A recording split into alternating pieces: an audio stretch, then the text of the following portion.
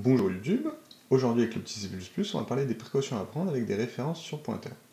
Dans nos exemples, nous aurons une classe A qui a une donnée membre n de A, une classe B qui a une méthode init de A qui prend en paramètre un pointeur et qui aura pour but d'initialiser, d'allouer la mémoire de ce pointeur.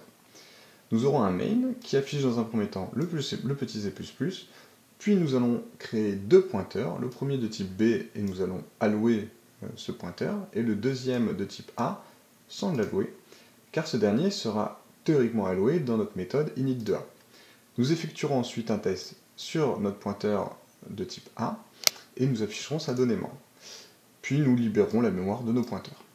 Cependant, à l'exécution, nous allons seulement avoir l'affichage du le petit C++.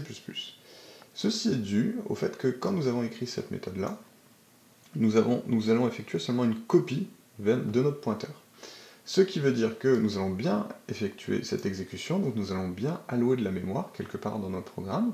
Cependant, à la sortie de notre appel, l'élément qui nous permettait d'accéder à cette mémoire, ptr de A, lui restera nul.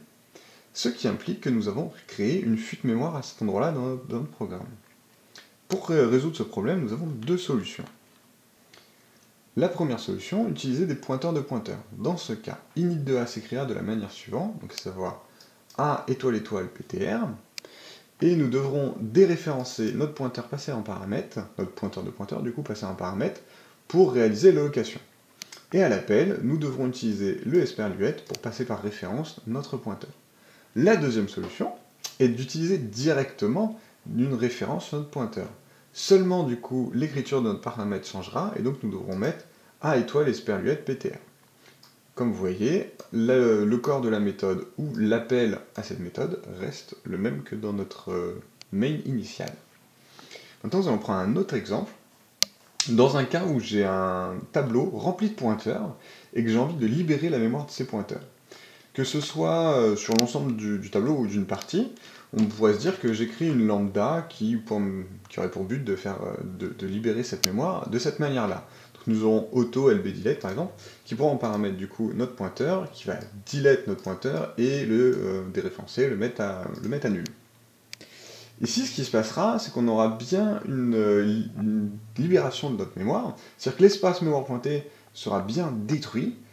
Cependant, vu qu'on passe sur, encore une fois, une copie de notre pointeur, nous pourrions avoir, après notre appel, un morceau de code, par exemple, qui serait perdu, mais un morceau de code écrit de cette manière-là, qui aurait pour but de, je teste mon pointeur, et puis s'il est pas nul, du coup, je change la valeur de sa donnée membre.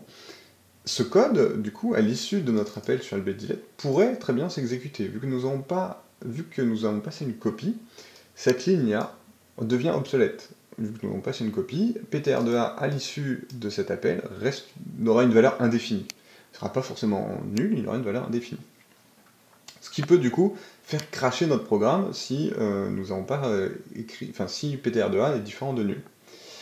De la même manière, nous aurons au moins deux solutions qui seront à peu près similaires que sur les solutions précédentes. La première étant, encore une fois, d'utiliser des pointeurs de pointeurs, et donc dans ce cas, on change l'écriture de notre paramètre, ce dernier devient A étoile ptr.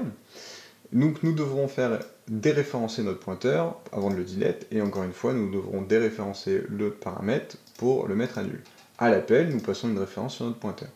Et la deuxième solution, comme tout à l'heure, est d'utiliser un passage par référence de notre pointeur, et le corps ainsi que l'appel resteront le même.